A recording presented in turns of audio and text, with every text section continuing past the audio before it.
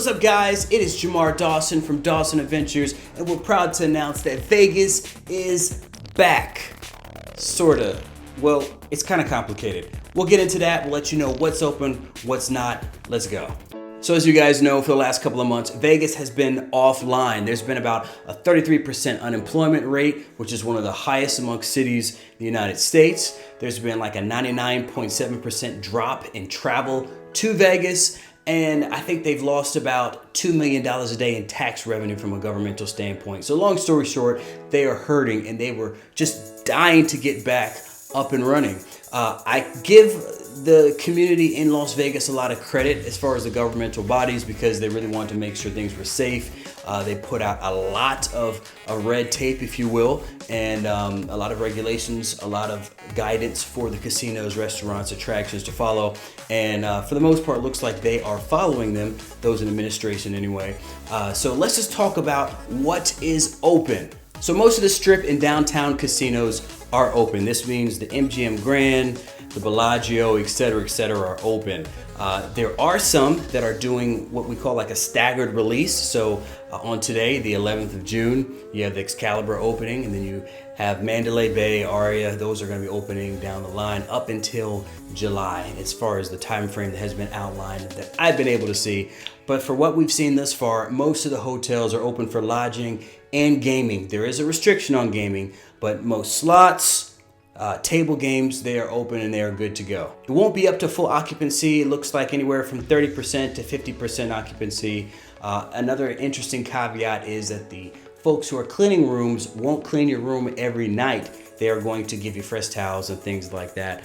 But don't expect them to clean your room and do a turn down every night like it normally would be. That just isn't going to happen. Another thing that is open are some attractions. So the High Roller, oddly enough, is open, even though you're kind of in a confined space in that ride. The zip lines at the base of the High Roller, though, are not open. But the Bellagio fountains, Fremont Street Experience, a lot of things are now open that are major attractions where there's not a lot of people around you as far as a requirement goes. Even things like the rides up on the top of the Stratosphere, now named the Strat Hotel, is now open. Most of the restaurants in the metro area are open. When they opened back in May, there was serious restrictions, takeout only, et cetera. Then it reverted to reservation only. And now they've kind of lifted some of those more stricter mandates. I highly recommend you get a reservation. If you are gonna go, I highly recommend you call ahead to verify because the hours have been slightly altered. So keep that in mind if you wanna go to your favorite eatery spot. Make sure you call ahead, make sure you know that they are open when you plan on going, and it wouldn't hurt to get a reservation. Similar to the restaurants, a lot of the pools are reopened. However, they are at limited hours. I think in the beginning of this, a lot of people are still kind of scared of going to somewhere where you're kind of sharing a space, which includes a pool with somebody else. So some of the pools are open, but they do have limited hours. Make sure you check on those if you really want to go and hit up a pool on your stay. A lot of the outdoor activities, I don't understand why they ever close Red Rock because like it's a scenic drive. You could get out and walk, but you're like out in the middle of kind of just the mountains and nowhere, and you don't have to be non-socially distanced. You can practice social distance in the great outdoors, and it's a scenic drive that you do in your car. But anyway, it is what it is, but that is back open if you want to take advantage of that. That is one of me and my wife's favorite places to visit in the Las Vegas area. Unfortunately, there's a lot of things that are still closed in Vegas. Live shows, for the most part, are canceled all throughout June up until July. However, some of the things that are scheduled for July, I would say are tentative. You really need to call ahead. But that is something that you could, for the most part, guarantee you won't be able to partake in if you go in the month of June, even early July. That a lot of the live shows are temporarily canceled. Day clubs, nightclubs, adult clubs, just about anything where you could bump into another human being, those things are closed. That won't be open until either phase 2 or phase 3 of the reopening plan, but I wouldn't imagine those would be open at least until close to early fall at the earliest. You'd be surprised to know that a lot of poker rooms are actually in fact closed. This is for several reasons, more to do with the logistics and player preferences, not wanting to play four-handed. And sometimes when you go down to 4 players from 10 players, There's no rake, which is the cut that the casino gets guaranteed per hand, and so you'd be really operating at the loss. So that's why, in my opinion, the casinos are holding off on most poker rooms for now. Valet parking is another thing that is not being utilized right now. That could be a good or bad thing. I never really use valet parking ever, especially in Vegas, because it's a little costly because you got the tip to factor in. But if you need valet parking for one reason or the other, handicapped or something like that, that is not going to be a service that's available to you at this time and for the foreseeable future in Vegas. Also, self-serving buffets are closed for the foreseeable future. Some of these buffets will be offering like a prepared meal service, but the iconic Vegas buffets will be shut down for a couple more months. Neo, come and drown. Leo, if you down, we gon' be okay. If you down. All right, let's talk about some interesting things, some caveats, some facts, etc., etc. So one of the best things to come from all this is that parking is now free. No more paid parking for the foreseeable future. Hopefully that remains for forever, but at least right now, I would imagine for the rest of the year, probably we would be free parking. Now, room rates are extremely low right now, as everybody knows. They're doing a lot of advertising, trying to get people back to Vegas. But be careful online. I've seen things like 77% off. It's not 77% off of the lowest rate ever. I believe some of those are like 77% off of the peak day or peak weekend period during peak times. So the best thing to do, in my opinion, would be to call the casino resort, say, hey, this is my player's card number. Can you cut me a deal, etc., etc., and I want to come and game with you guys again, and I'm sure they will probably give you a good rate. So table games, like we mentioned before, are back. Roulette, craps, blackjack, but keep in mind, there's only limited seats per table now because of social distancing guidelines and standards. So that means if you guys want to go and play on a Thursday, Friday, or Saturday, you may not be able to just walk right up and play at a table immediately because there's only like 3 or 4 people allowed at a table, so it might get super crowded and you might have to wait a little while. So just something to think about.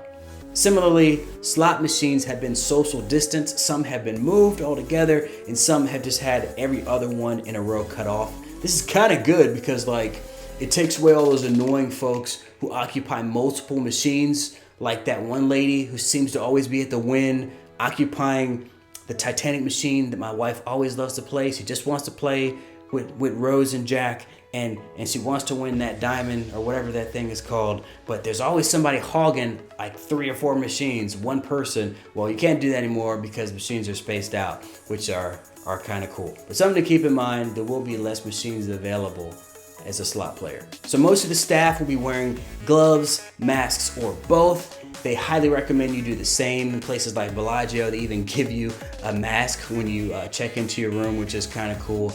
What we've seen is a lot of folks not wearing their masks. It's almost like 30% of people wearing masks, maybe 35. So just be on the safe side. Make sure you don't have a compromised immune system if you choose to go to Vegas, because people aren't really practicing social distancing. It's almost like things haven't changed once you get onto the casino floor. Additionally, the resorts will monitor when you come in the door what your temperature is. Anybody showing like plus 100 degree Fahrenheit, temperature scans or signs of like colds or flu-like symptoms will be, from what I've read, discreetly recommended to have a second screening. I don't want to find out what that means personally, but if you're sick, just stay home. I mean, why even go to Vegas if you're sick? That would suck. So in closing, Vegas is technically back and open for business, but only about 50 to 60% all the way reopened. If you're a hardcore gambler, like I said before, table games, slots, those things are open. This might be the best time for you because you won't have to fight with the 21 to 35-year-old crowd that's really into the nightlife scene. You could just do gambling and do a few restaurants, and if that's what you like, then hey, that is open for you. If you are that crowd who loves to party, loves to go to shows, loves to go to certain restaurants and do certain activities, you really need to check to see if those things are available at the time of booking your flight and your room, because a lot of stuff, at least in June and part of July, is not going to be open or ready yet. like I've said before a couple of times, make sure you call ahead. It's great to talk to a concierge or a host or somebody like that at a hotel or resort, etc., at the restaurant or whatever you're trying to do as an activity. You might get an even better rate, and of course you'll get most importantly, an opportunity to know if something is open or not, if there's some discounts or what's the best times to go. You really need to do your homework to make sure that what you want to do is available. I urge caution.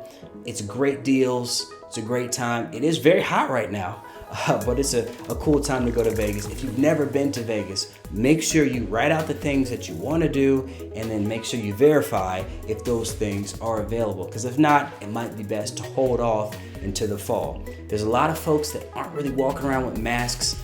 They're not social distancing the right way. There's not a lot of people wearing gloves. So if you have a compromised immune system or you just are a germaphobe like me, you might want to hold off as well. So like I said, there's some great opportunities. Prices are low depending on what you want to do. Now might be the great time to go. Now may not be the best time to go, but hey, it's up to you. And there's some cool options and combinations of what you could put together and have a really good time if you do decide to go to Vegas. Any comments, leave them in the section below.